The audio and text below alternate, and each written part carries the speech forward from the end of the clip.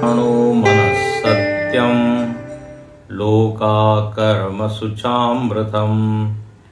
तपसा चीयते ब्रह्म ततोऽन्नमभिजायते।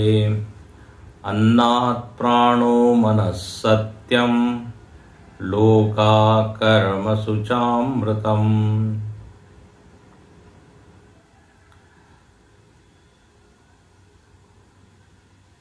दो विद्याओं का निरूपण अंगिरस ऋषि ने किया शौनक ऋषि को, और दोनों विद्याओं के लक्षण बताए। पराविद्या का प्रतिपादन करते समय आचार्य ने कहा कि उससे अक्षर तत्व का अधिगम होता है। अक्षर तत्व का ज्ञान कराने वाली विद्या पराविद्या है। वह अक्षर तत्व क्या है, तो उसके 12 लक्षण अगले मंत्र में बताए। यत्तद्रेश्यमग्राह्यम अगोत्रम अवर्णम चक्षुश्रोत्रम इत्यादि। उसमें अंत में एक शब्द आया भूत योनि। यही अक्षर तत्व जगत का कारण है। तो जगत के कारणत्व का निरूपण करने के लिए श्रुति ने अगला मंत्र बताया, और उसमें केवल 3 उदाहरण दिए। दृष्टांत एक आधार बनता है, एक सहारा बनता है जिसके द्वारा हम सिद्धांत को समझ सके। तर्कशास्त्र में भी बिना दृष्टांत के तर्क पूरा नहीं होता। जो न्याय दर्शन है उसमें तर्क की प्रधानता है। तो यदि ये कहा जाए कि सृष्टि इस अक्षर तत्व से हुई, तो बोले कैसे हुई? उदाहरण के बिना केवल ये प्रतिज्ञा या सिद्धांत अधूरा माना जाता है। कोई ना कोई उदाहरण चाहिए। जैसे हम कहते हैं जगत मिथ्या है, ये प्रतिज्ञा हुई। तो बोले यथा स्वप्न, जैसे स्वप्न। तो उदाहरण एक आवश्यक अंग है। पंचांग होते हैं, उसमें 5 अंग होते हैं, आगे कभी बताएंगे। प्रतिज्ञा, हेतु मतलब कारण, फिर दृष्टांत। तो अभी केवल इतना ही रखते हैं। 3 दृष्टांत के द्वारा श्रुति ये समझाने का प्रयत्न करती है कि एक अक्षर से ये वैविध्यपूर्ण जगत, विचित्रतापूर्ण जगत प्रकट होता है, हो सकता है। यथा पृथिव्याम ओषधयः संभवन्ति यथोर्णना विसृजते गृह्णते च इत्यादि। अब ये प्रश्न आया कि उस अक्षर से यदि जगत प्रकट हुआ तो क्रम क्या है? किस क्रम से वस्तुएं अभिव्यक्त होने लगी? जगत कैसे अस्तित्व में आया? तो बहुत ही सुंदर मंत्र, 8वां मंत्र जो है, जो हम कल भी देखे थे, उसमें श्रुति ने स्वमुख से क्रम को बताया। हमारे लिए नहीं छोड़ दिया कि अब आप देखिए कैसे क्रम है, आप अपना बनाइए क्रम। बोले नहीं, इस क्रम से जानिए सृष्टि की भोर कैसी हुई, प्रभात कैसी हुई, फिर कैसे धीरे धीरे सब चीज स्पष्टम होने लगी। दृश्यमान हो गई। तो कहते हैं कि पहले एक अकेला ब्रह्म था, उसमें उत्पादन की इच्छा हुई, प्रकट होने की इच्छा हुई कि जगत को प्रकट किया जाए। तब उसने तप किया, विचार, चिंतन, उसको कहते हैं ज्ञानेन विदिग्धतया। फिर उसी में से अव्यक्त प्रकट हुआ। उस अव्यक्त में पूरा जगत लीन था। फिर उस अव्यक्त में से सृष्टि व्यक्त होने को हुई। जैसे बीज में से अंकुर निकलता है, अंकुर से फिर पौधा बनता है, फिर पौधे से पेड़ बनता है, तना, शाखाएं, फिर पत्तियां, फिर कली, फिर फूल, फिर फल। आप गीता का 15वां अध्याय यदि पढ़ें तो उसमें इस संसार को वृक्ष ही कहा है। ऊर्ध्वमूलमधशाखम अश्वत्थम प्राहुरव्ययम। पूरे वहां एक रूपक है। तो वहां भी मूल किसको कहा है? जो सबसे ऊंचा है, ऊर्ध्वम। भाष्यकार वहां अर्थ करते हैं ऊर्ध्वम मतलब जो काल में सबसे पहले है, उसके पहले और कुछ नहीं। सबसे पुरातन, ब्रह्म का एक नाम है पुरातन, पुराण मतलब प्रथम वो है, उसके बाद जो सबसे सूक्ष्म है, सुसूक्ष्मम। तो वहां ऊर्ध्व शब्द से उसको संकेत किया गया। तो कहते हैं ये सब प्रकट हुआ।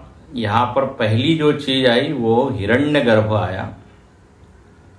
फिर हिरण्यगर्भ से ही पंच महाभूत आए, पहले सूक्ष्म रूप में, फिर स्थूल रूप में। जैसे अपने भीतर भी हम अनुभव करते हैं, जो भी स्थूल चीज बाहर बनती है पहले वो सूक्ष्म रूप में अपने मन में आती है।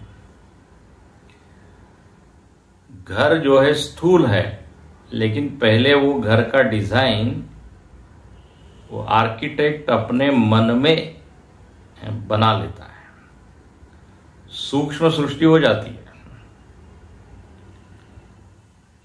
यहां पर आंगन होगा, यहां पर ड्राइंग रूम होगा, यहां पर किचन होगा। हम लोगों को आइडिया नहीं आती है। फिर वो एक कागज के ऊपर उसको थोड़ा सा स्थूलीकरण उसका करता है, कुछ लाइनें खींचता है। वो लाइन से भी समझ में नहीं आता। बोले देखो ये दरवाजा, ये खिड़की है, ये छत है। नीले कागज पे केवल वो पेंसिल स्केच होता है। बोले हमको अभी भी नहीं समझ में आ रहा है। तो फिर उसका एक वो मॉडल बना के देता है। बोले ये आपके बिल्डिंग का डिजाइन होगा, आकार होगा। बोले हाँ अब समझ में आया।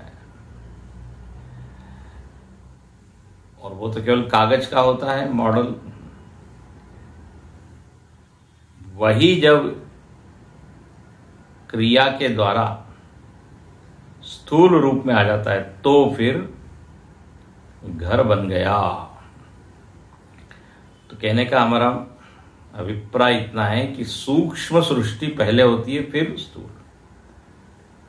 तो सूक्ष्म महाभूत आए, फिर सत्य। सत्य का मतलब भूत पंचकम, जो स्पष्टम आपको दिखता है। फिर उन्हीं भूतों से क्या है? तो बोले समस्त ब्रह्मांड। कितने ब्रह्मांड है अभी तक भी ज्ञात नहीं है। कितने सूर्य और कितने तारे हैं, आकाश गंगा है। अब ये तो हमको जो आंख से दिखती है या टेलीस्कोप से दिखती है उतनी ही जानते हैं। उसके अलावा मालूम नहीं कितना है। वैज्ञानिक लोग वो बड़ी एक वो दूरबीन है उसको लगा के खोजते रहते हैं, अरे ये नया तारा मिला, ये नया ग्रह मिला। Herbal something like that, I don't know exactly. तो वो लोकाहा, तरह तरह के लोग, कोई सूक्ष्म लोग है, कोई स्थूल है, सप्त अधोलोक, ऊर्ध्वलोक, उसी में फिर प्राणी आए, मनुष्य आदि, और मनुष्य ने फिर कर्म किया। तो लोका कर्मसु, कर्म किया। कर्म की सामर्थ्य भी देखिए उस परमात्मा ने, ईश्वर ने मनुष्य को दे दी। उसके लिए आवश्यक जो बुद्धि है वो भी दे दी। अब उससे वो करता है अच्छे बुरे सभी कर्म, छोटे मोटे, नित्य नैमित्तिक आदि, सात्विक राजसिक तामसिक कर्मों का विभाजन अलग ढंग से हो सकता है। और इसके बाद जो चीज आती है अंतिम, वो है फल। उस फल को यहां पे शब्द दिया अमृतम। अब ये अमृत क्यों दिया?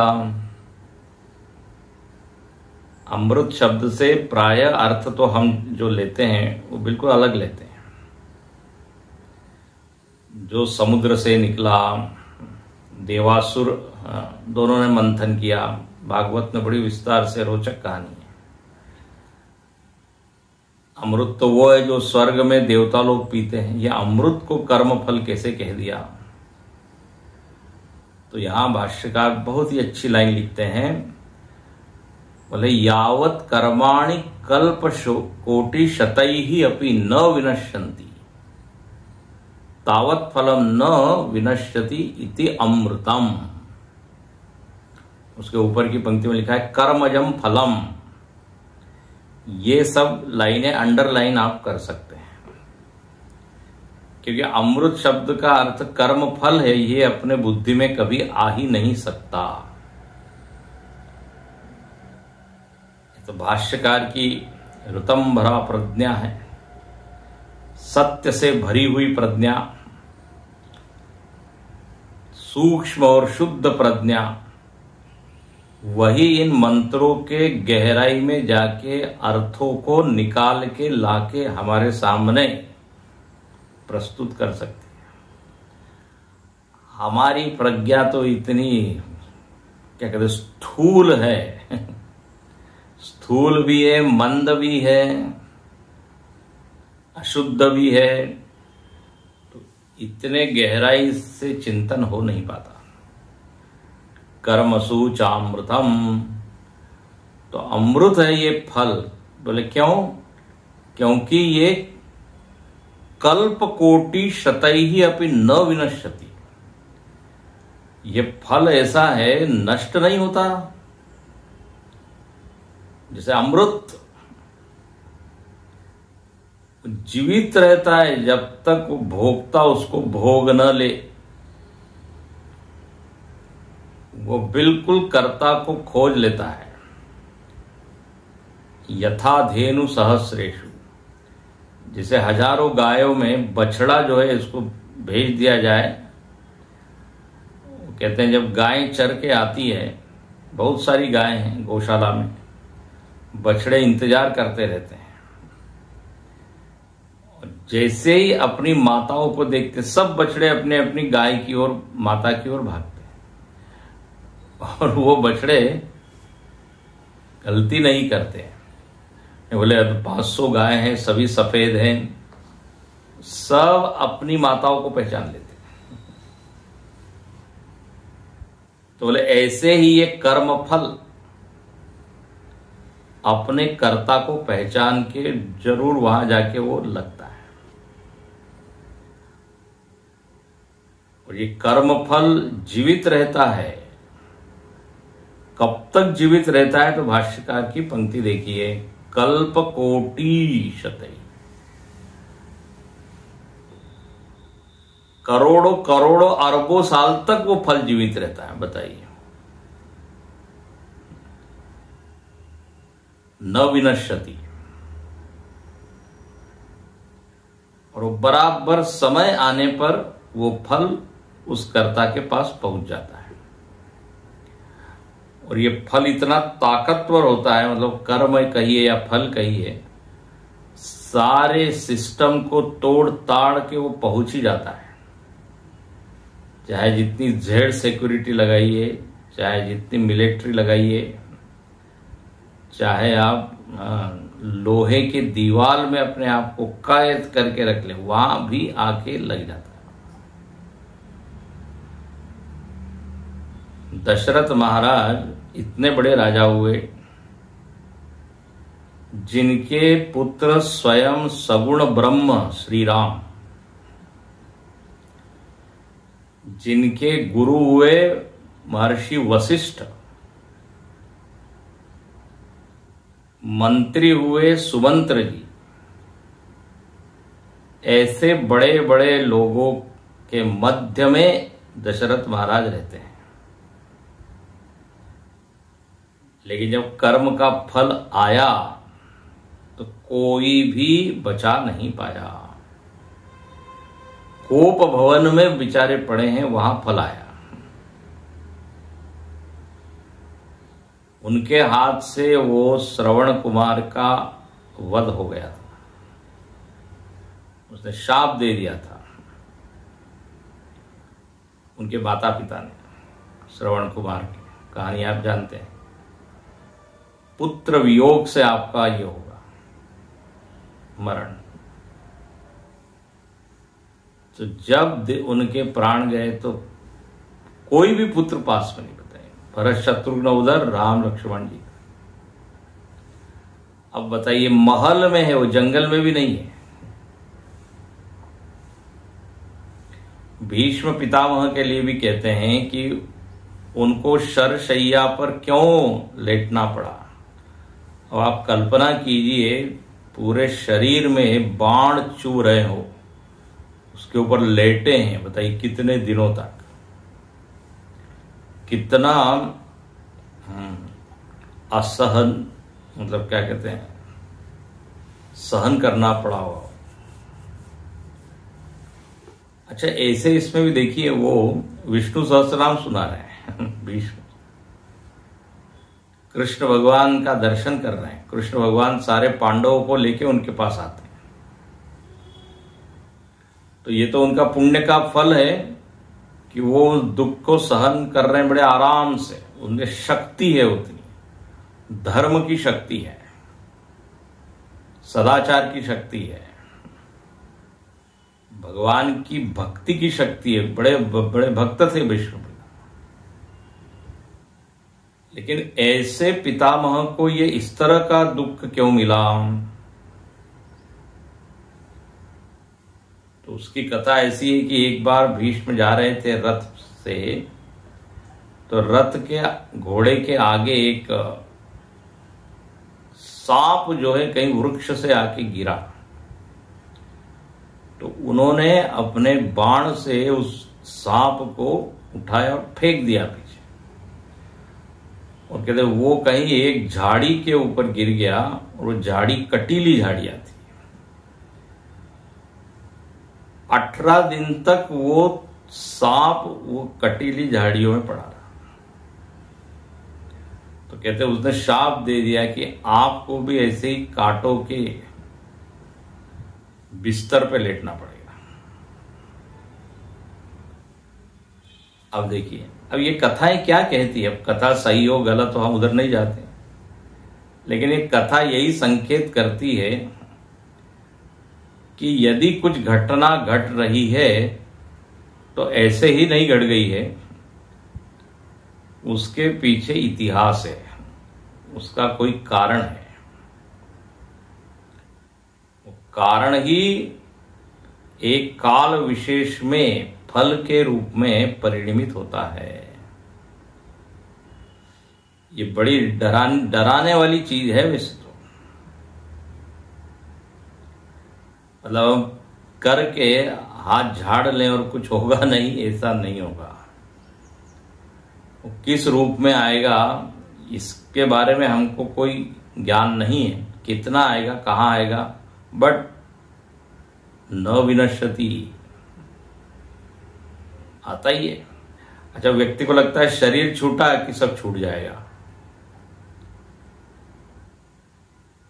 सुसाइड करके हम चाहें कि अपने कर्मों के फल से हम बच जाएं, बोले नहीं, बल्कि आत्महत्या भी अपने आप में एक कर्म हो जाता है, उसको भी बड़ा पाप माना गया, उसका और अलग फल हो जाएगा।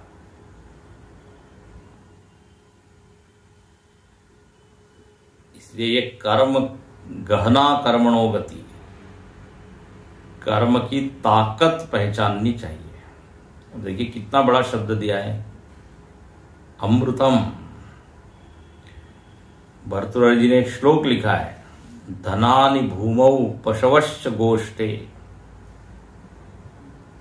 भार्या गृहद्वारि जना श्मशाने, देहश्चितायाम। कौन कहां तक जाता है उसका वर्णन है। तो कहते हैं ये धनश्च भूमौ, धन यही धरा रह जाता है, मरण के समय धन यही रह जाता है। धनश्च भूमौ पशवश्च गोष्ठे, पशु जो है वो गोष्ठ में ही बंधे रह जाते हैं, पशु कोई साथ में नहीं चलते। बोले हमने हाथी घोड़े गाय सब इतने पाले हैं, चलो अब इनको भी ले चले, वहां अकेले ही जाना है, वहां न कोई गाना भी है ना, साथी है, न कोई हाथी है, न कोई घोड़ा है, अकेले ही जाना है। तो बोले पशवश्च गोष्ठी, भार्या गृहद्वारी, भार्या पत्नी कहां तक आती है, घर के द्वार तक, क्योंकि भाई वहां स्मशान इत्यादि में जाएंगे वो बड़ा दृश्य भयानक हो जाता है। वो चित्त में यदि अंकित हो जाए तो मन पर परिणाम हो सकता है। कोमल चित्त है तो भार्या गृहद्वारी, उनको वहीं तक रोक दिया जाता है। फिर अन्य मित्र नाते रिश्ते वाले स्मशान तक जाते हैं। देह कहां तक जाता है, तो बोले चितायाम, वहां तक देह साथ में। फिर परलोक मार्गे कर्मानुगो गच्छति जीव एक, देह भी चला गया, अब उस जीव के साथ कौन रहा, उसका कर्म। कठोपनिषद में कहा यथा कर्म यथा श्रुतम, जैसे उसका ज्ञान है, श्रुतम मतलब ज्ञान, ज्ञान मतलब संस्कार, और जैसे उसके कर्म है वही उसके साथ में जाते हैं। कर्मानुगो गच्छति जीव। ये श्लोक क्या दिखाता है कि कर्म के अनुसार फल को भोगना पड़ता है, गति होती है। बोले तो बड़ी भयानक डरावनी चीज है, हमने क्या क्या किया है। बोले लेकिन एक बात जरूर है, गुड न्यूज इज कि आप अभी वर्तमान में अपने कर्मों को सुधार सकते हैं। कहते हैं ना, जो बीत गई सो बात गई, चलो जो गया सो गया। लेकिन अभी हम यदि अच्छे कर्म करें तो पुण्य का एक ऐसा फल होता है कि पाप से तो बच नहीं सकते, वो तो फल आएगा ही। ऐसा नहीं होता कि पुण्य करने से पाप के फल से वंचित हो जाएं, सब बैलेंस नहीं होता। बट ये जरूर होता है कि पुण्य के कारण एक इतनी शक्ति अपने भीतर आ जाती है, मन इतना ताकतवर हो जाता है कि वो दुख को सहन करने में समर्थ हो जाता है। दुख आएगा नहीं ऐसा तो नहीं होगा, क्योंकि अभी बताया अमृतम है। जैसे हम गाड़ी से चलते हैं और बड़े बड़े स्पीड ब्रेकर आते हैं तो शॉक तो लगते हैं, लेकिन एक शॉक एब्जॉर्बर होता है, उससे वो थोड़ा झटका कम लगता है। झटका तो लगेगा। अच्छा, शॉक क्या कहते हैं, स्पीड ब्रेकर तो है ही गति अवरोधक। उसके बाद जो नेचुरल गति अवरोधक बने हुए, कहीं गड्ढा है, कहीं कुछ है, कहीं भारतीय रोड को देख के लोग हंसी उड़ाते हैं कई बार। अब तो काफी रोड ठीक ठाक हो रहे हैं, लेकिन बोले यहां खुदा है, वहां खुदा है, जिधर देखो उधर खुदा ही खुदा है।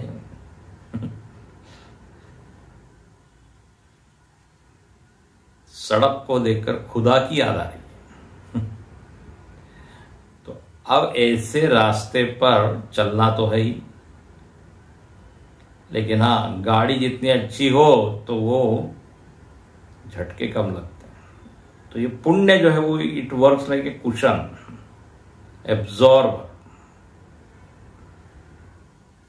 महाराज जी कहते हैं जैसे शॉक एब्जॉर्बर होता है, शॉक प्रूफ कोई गाड़ियां होती हैं, शॉक लगता है लेकिन कम, ऐसे ही व्यक्ति को शोक प्रूफ बनना चाहिए, शोक प्रूफ। तो ये कैसे हो सकता है, तो बोले सत्कर्म से, भक्ति से। तो ये जो शब्द है ना, लोका कर्म सुचामृतम, भाष्यकार ने उसकी गंभीरता को परखते हुए ये वाक्य लिखा है, यावत कर्माणि कल्पशो कोटि शतैर न विनश्यति। तो इस तरह व्यक्ति इस सृष्टि में अलग अलग फलों को भोग रहा है, और फलों को भोगते समय फिर नए वासनाएं बना लेता है, तो फिर चक्र में फंसा रहता है, फिर आता है पुनरपि जन्म। तो इस तरह यहां पर ये क्रम बता दिया, इसमें आप इसको लिख दीजिए। अब देखिए यहां तो एक ये पूरा क्रम बताया। अब अन्य उपनिषद भी हम जब पढ़ेंगे तो उसमें भी कुछ क्रम बताया है। हो सकता है यहां कुछ चीज छूट गई हो, वहां पे उन्होंने लिख दी हो। अब जैसे यहां पर केवल सत्य शब्द लिखा, उस हिरण्यगर्भ से सत्य है, कल आपको संकेत किया था। तो यहां केवल भाष्यकार ने लिखा आकाश आदि भूत पंचकम, मूल श्रुति में तो नहीं आया है।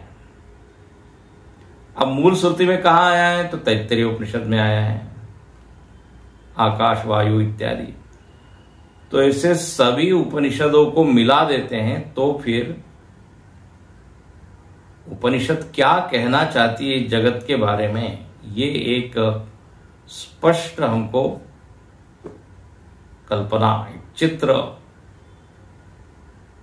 पूरा विषय सामने आता है।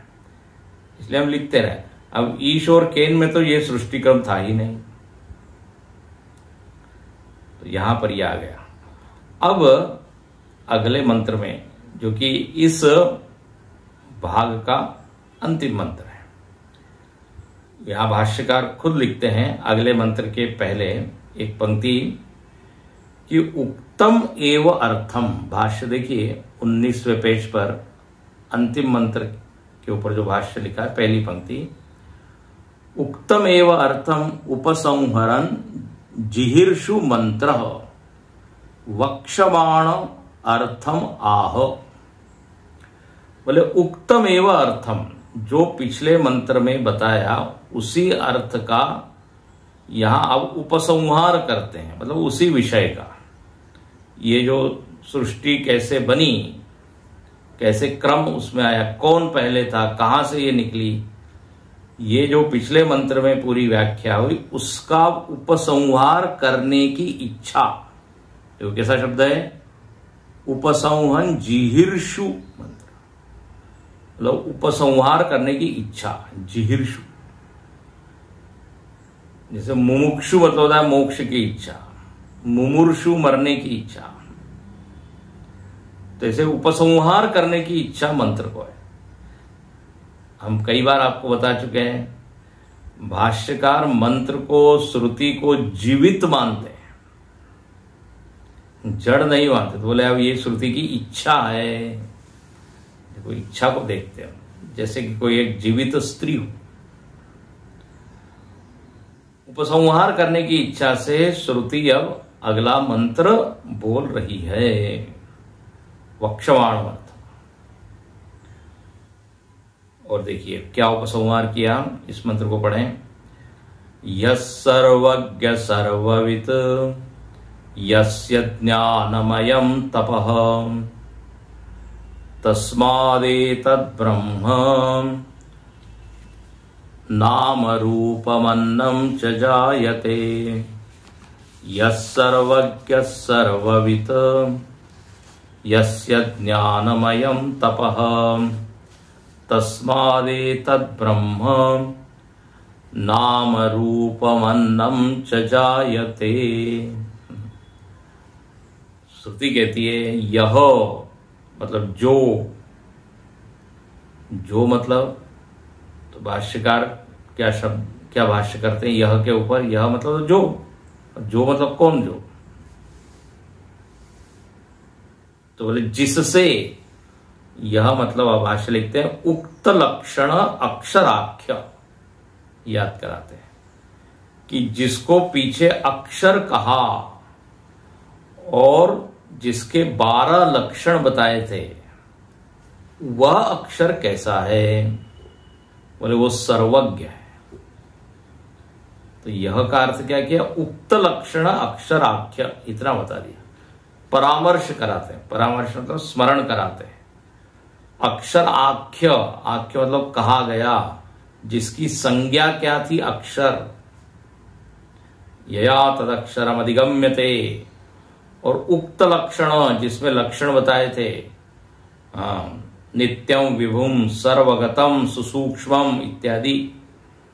यद्भूत योनिम परिपश्यन्ति धीरा, धीर लोग जिसको कहते हैं, वह अक्षर सर्वज्ञ है, सर्वज्ञ है, सबको जानता है। दूसरा शब्द श्रुति ने दिया सर्ववित, जो सर्ववित भी है। अब ये दोनों शब्दों का अर्थ तो एक ही है। सर्व को जानता है सर्वज्ञ, और सर्ववित, वित मतलब भी क्या होता है, जानने वाला, जैसे कलावित, वैसे सर्ववित, संस्कृतवित, भाषावित, तो दोनों तो एकार्थी। तो ये तो क्या हो गया, पुनरुक्ति दोष हो गया। एक ही अर्थ को बताने वाले दो शब्द एक ही साथ बोल रहे हैं आप, बार बार जाओ, पुनः पुनः जाओ, ऐसा यदि मैं बोलूं, बार बार करना है, पुनः पुनः तुमको करना है। अब बोले एक बार बोल दिया आपने बार बार, अब बार बार को आप दूसरे शब्दों से फिर क्यों बोल रहे हैं, पुनः पुनः, पुनरुक्ति हो गई ना। तो सर्वज्ञ और सर्वविद, सर्वज्ञ भी है और सबको जानने वाला है। अब ये क्यों दो शब्द है, तो इसकी व्याख्या हम देखेंगे भाष्य में, लेकिन अभी कल मंत्र का अर्थ देखिए। और यस्य ज्ञानमयम तपः, पीछे आया था तपसा चीयते ब्रह्म, ब्रह्म ने तप किया है, ये श्रुति वो बोली थी, लेकिन अब उसके तप का स्वरूप बताते हैं। वो तप कैसा है, ज्ञानमयम तपः। इसलिए देखो भाष्यकार ने तपसा शब्द के ऊपर क्या भाष्य लिखा था, ज्ञानेन सृष्टि स्थिति संहार विधिज्ञतया, जिसने उस ज्ञान को जागृत किया, कैसे सृष्टि बनानी है, कैसे उसको संहार करना है। तो ये एक प्रकार का तप है, और उस तप का नाम क्या दिया यहां, ज्ञानमय तप। तो भाष्यकार ने जो अर्थ किया था तपसा का अर्थ ज्ञाने न, वो यहां पे बिल्कुल पुष्ट हो गया, दोनों मैच हो गए। तो ज्ञानमयम तप, और अन्य दूसरा कोई तप नहीं है, एकादशी का तप या कृच्छ चांद्रायण तप, अलग अलग तप बताए, पंचाग्नि तप, फिर कोई एक पैर पे खड़ा है बोले उस तरह का तप नहीं है, यहां विचारात्मक तप है, तो ज्ञानमयम तपः। और फिर उसी अक्षर से जो सर्वज्ञ है, सर्वविद है, तस्माद एतद् ब्रह्म, बोले उसी से यह ब्रह्म प्रकट हुआ। अरे बोले जहां से प्रकट हो रहा है उसको तो ब्रह्म कहा आपने, तपसा चीयते ब्रह्म, पहले ब्रह्म था, ब्रह्म से फिर ब्रह्म प्रकट हुआ। तस्मात, तस्मात मतलब वो कारण ब्रह्म से जो सृष्टि के पहले था, उससे एतद ब्रह्म, उससे ये ब्रह्म, बोले ये कौन सा ब्रह्म, मतलब दो ब्रह्म हो गए। हाँ, दो ब्रह्म है। इसकी देखेंगे व्याख्या, कारण ब्रह्म और कार्य ब्रह्म। ये जो प्रकट हुआ ब्रह्म है इसी को कहते हैं हिरण्य गर्भ। हमने देखा पीछे क्रम में, वहां पे प्राण शब्द आया था। हाँ, अन्नात् प्राण ये आया था ना, प्राण का अर्थ क्या किया था, हिरण्य गर्भ, उसको यहां पे ब्रह्म शब्द से बोला है। बोले तस्मात् एतद् ब्रह्म, वो जो एकमेवाद्वितीय ब्रह्म था उसको कहिए आप कारण ब्रह्म, और फिर उससे ये जो सृष्टि व्यक्त होने को हुई और पहली जो चीज आई उसको कहिए कार्य ब्रह्म, हिरण्यगर्भ। फिर हिरण्यगर्भ से क्या आया, तो बोले ये पूरा जगत। इसलिए कई बार ये जो विराट हम जगत देखते हैं इसको भी कार्य ब्रह्म बोल दिया जाता है। हाँ, जगत को भी कार्य ब्रह्म बोलते हैं।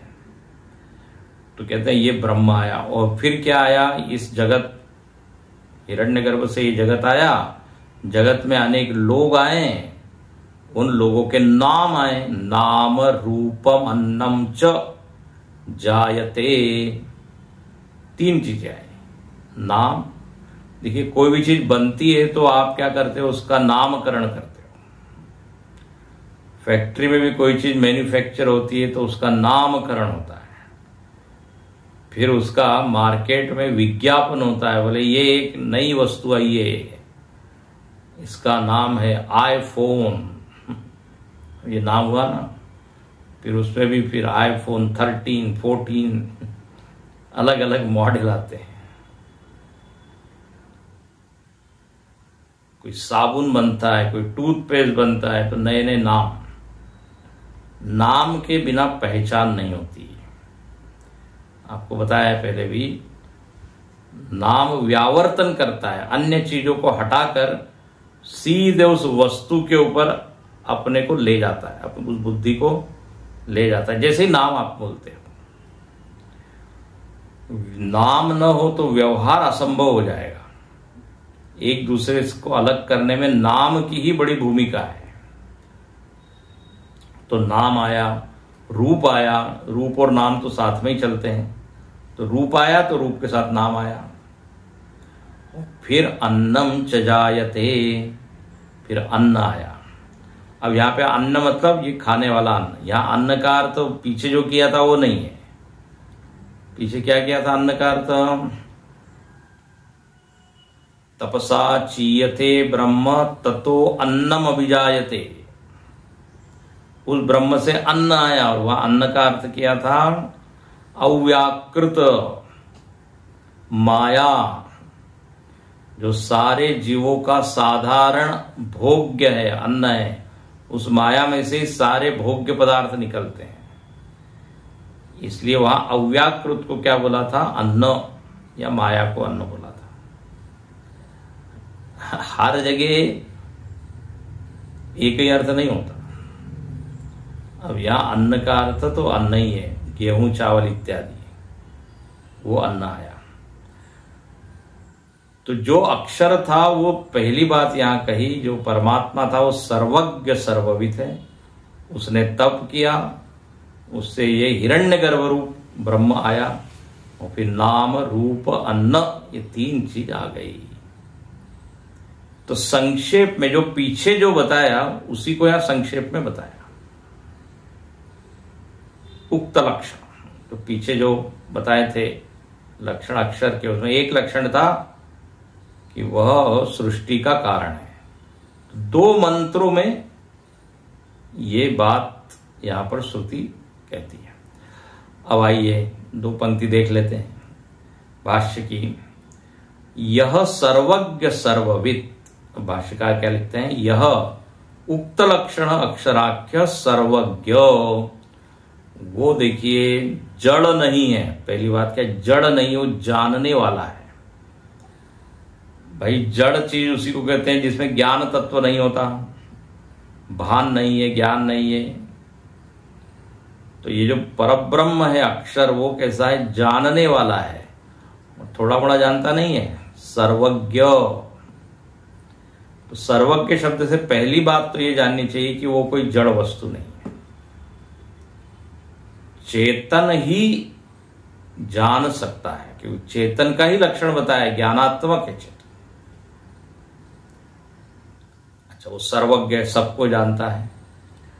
अच्छा, सर्वज्ञ का अर्थ क्या लिखते हैं, सामान्येन सर्वम जानाति इति सर्वज्ञ। वो परमात्मा अक्षर तत्व सब लोगों को, सब वस्तुओं को, इस सर्व में सर्व आ गया। सर्व किसका प्रतीक है, जगत का। तो जगत में घटने वाली घटनाएं, छोटी मोटी बड़ी सामान्य, सबको वो सामान्य रूप से जानता है, इसलिए शब्द दिया है सर्वज्ञ। दूसरा शब्द जो दिया है क्या है, सर्वविद। तो फिर सर्वविद का भी तो अर्थ वही होगा, तो बोले नहीं, थोड़ा फर्क है। विशेषेण सर्वम वेत्ति इति सर्वविद, विशेष रूप से वो जान रहा है सबको। भी जानने के भी 2 स्तर हैं, 2 तरीके हैं, 2 ढंग है। लोग बोलते हैं हाँ, एक जनरल आइडिया मुझको है, कोई घटना घटी, बोले आपको मालूम है क्या वो एक घटना घटी, हाँ बोले जनरल कुछ, उसको ऐसा मालूम है कि कुछ हुआ है।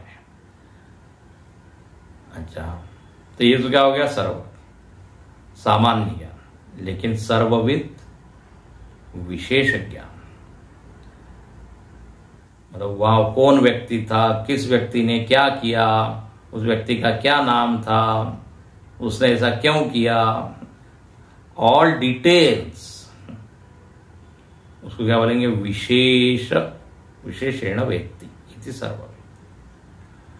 तो देखिए ये जो संज्ञा है उस अक्षर को दी है। अब देखिए एक बात बताएं आपको, वैसे तो जो चैतन्य है, जो ब्रह्म है, स्वदृष्टि से तो वो चिन्ह मात्र है, सन मात्र है, सत्ता मात्र है। उसके बारे में कुछ भी नहीं कहा जा सकता। उसके लिए मांडुक्य में एक शब्द आया, अव्यपदेश, कुछ भी वर्णन नहीं हो सकता। जो भी वर्णन है वो संदर्भ को लेकर होता है, ध्यान से इसको पकड़िएगा। सर्व के संदर्भ में वो सर्वज्ञ है। अब यदि सर्व न हो तो ये संज्ञा कैसे लागू होगी? यदि मैं कहूं कि मैं बंबई शहर को जानता हूं, तो यदि बंबई शहर न हो तो मैं जानता हूं, इसकी क्या मतलब? उसके संदर्भ में तो अपेक्षा से, नहीं तो स्वदृष्टि से तो वो क्या है, चैतन्य है, वो चिन्मय मात्र है। अब देखिए जितने वो 12 लक्षण भी आप यदि देखें तो वो भी क्या है, आपेक्षिक के संदर्भ से। अदृश्यम, अदृश्य मतलब वो दृश्य नहीं है, तो आपको दृश्य की याद आई कि नहीं? ओ बोले अच्छा ये सब दृश्य है, वो दृश्य नहीं है, मतलब वो दिखने वाला नहीं है। तो दिखने वाली चीजों की याद आई आपको, संदर्भ हो गया कि नहीं। अगोत्रम, अगोत्रम कहते ही गोत्र आपको याद आया और फिर आपने उसका निषेध किया। अच्छा बोले गोत्र उसमें नहीं है। नित्यम, ये भी संदर्भ से, काल के संदर्भ से आप उसको नित्य कहते हो। जो भूतकाल, वर्तमान काल, भविष्य काल, काल को पिक्चर में लाए बिना आप नित्य शब्द बोल ही नहीं सकते। नित्य शब्द की व्याख्या करोगे तो उसमें काल को इंक्लूड करना ही पड़ेगा। बोले नित्य मतलब क्या, बोले जो कल भी था, अब कल आ गया ना, कल भी रहेगा। जब आप कहते हो सर्वत्र है, वो कहते हैं व्यापक है ना, व्यापक, तो व्यापक कहते ही पहले पूरे ब्रह्मांड को आप चित्त में लाते हो। ओ बोले अच्छा, ब्रह्मांड में ये जो फैला हुआ पूरा जगत है, इसमें वो हर जगह है, तब उसको आप कहोगे व्यापक। तो व्याप्य की याद आपको पहले आई। अद्भुत है। तो कोई भी शब्द उस ब्रह्म का संकेत करने वाला जो है वो क्या होता है, आपेक्षिक, संदर्भ के साथ ही उसका वर्णन होता है।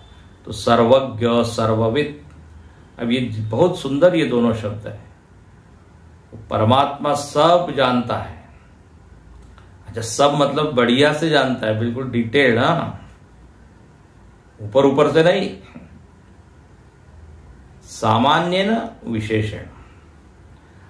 अच्छा, यहां ये प्रश्न है कि ये परमात्मा, अक्षर, ब्रह्म, जो भी आप कहिए,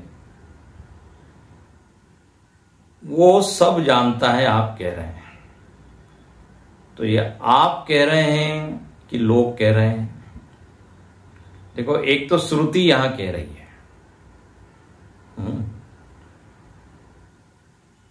लेकिन याद रखना केवल श्रुति ही नहीं कह रही है, तो हम सबका ये अनुभव है कि उससे कोई बात छिपती नहीं। देखिए, ऐसा कोई इस विश्व का धर्म नहीं है जो अपने भगवान को सर्वज्ञ न मानता हो। जो भी आस्तिक समाज है, जो भी धर्म आप ले लीजिए, धर्म का भगवान क्या, बोले वो सब जानता है। हम अपनी भावनाओं को लोगों से छिपा लेते हैं। झुंझलाहट है, क्रोध है, प्रेम है, आसक्ति है, हजारों तरह की जो भावनाएं हम छिपा लेते हैं लोगों से, लेकिन अपने ही भीतर हम जानते हैं कि एक है जो जान रहा है, उससे अपना संवाद भी होता है, वो हमको रोकता भी है, टोकता भी है, बार बार उससे सामना होते रहता है, हर दिन, हर क्षण।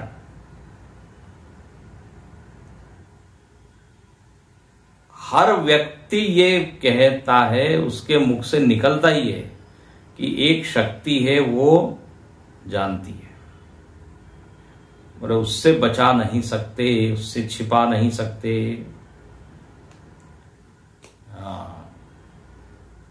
तो यहां पर ये सर्वज्ञ, सर्वविद, ये अनुभव की चीज है, ध्यान से सुनिए, किताबी नहीं है। ये एक सार्वजनिक, सार्वभौमिक, सार्वकालिक सत्य है। सार्वभौमिक मतलब भूमि पे रहने वाला हर व्यक्ति। सार्वकालिक मतलब पहले भी वो जानता था, आज भी जानता है। त्रेता और द्वापर में भी वो जानता था और कलयुग में भी जानता है। और सब लोग ये जानते हैं कि हाँ, भीतर है जो जान रहा है। अंतर्यामी में ये जो लक्षण घटते हैं, सर्वज्ञ सर्वविद। और देखिए ऐसा नहीं कि हमारे भीतर हमारी ही बात जानता है, सब लोगों का ये अनुभव बोले हम वो जानता है भीतर रह के। यदि मेरे भीतर ये मेरा अनुभव है कि वो जानता है, तो दूसरे के भीतर भी वो जानता होगा और तीसरे के भीतर भी है। तो सबके भीतर रहकर वो जानता है, इसलिए उसको कहते हैं सर्वांतर्यामी, सर्वज्ञ। केवल मेरे ही मन को जानता है ऐसा तो है नहीं, यहां सर्व शब्द आया है। इसलिए अयोध्या कांड में रामायण में आता है, नीति प्रीति परमार्थ स्वार्थ कौन राम सम जान जथारथ। बोले हमारी रीति प्रीति नीति स्वार्थ परमार्थ सबको यदि कोई जानता है तो वो है राम।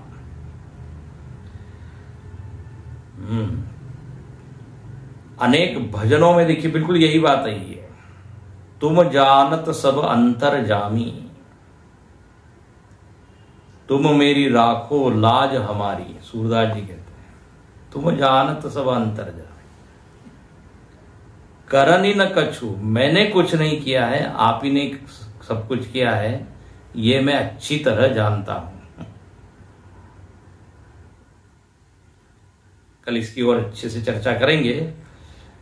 अच्छा, वो जानता है और केवल सामान्य रूप से नहीं, विशेष रूप से जानने का अर्थ, यदि मेरी प्रार्थना, यदि वो मैं कोई प्रार्थना कर रहा हूं तो मेरी प्रार्थना को जानता है, दूसरे की प्रार्थना को जानता है, तो प्रार्थना तो विशेष हो गई ना, सबकी प्रार्थना एक जैसी का है। हमारे सुख को जानता है, हमारे पर्टिकुलर प्रॉब्लम को जानता है, मीनिंग व्हाट, विशेष है।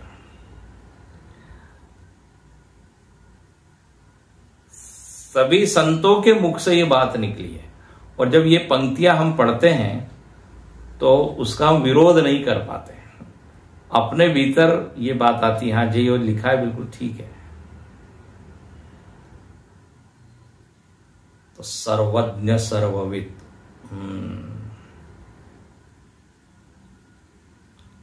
करे अन्यथा असनं कोई, राम कीन चाहई सोई होई। हम जो चाहते हैं वो नहीं होता, वो जो चाहता है वो होता है, क्योंकि वो जानता है क्या करना है क्या नहीं करना है। यहां आज रुकते हैं।